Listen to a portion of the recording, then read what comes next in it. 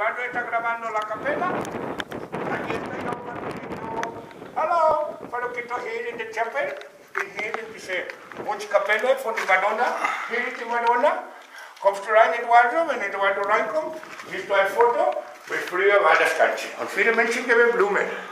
Ich habe gebracht, hier Personal singen, von mir und von meiner schönen Frau, habe ich gebracht Sachen, von hier, von der Madonna. Okay? Ein Geschenk von mir, von der Madonna. Dass meine schöne Frau kommt zurück zu mir. Okay? Lo dejo algo personal de mí y de mi guapa, para volver mi guapa a esa buena isla, ¿vale? Aquí está la Madonna, voy a decírselo a una mujer. Y creo en eso.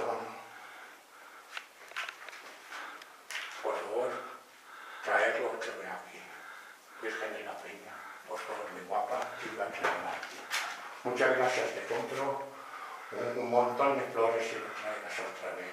Muchas gracias.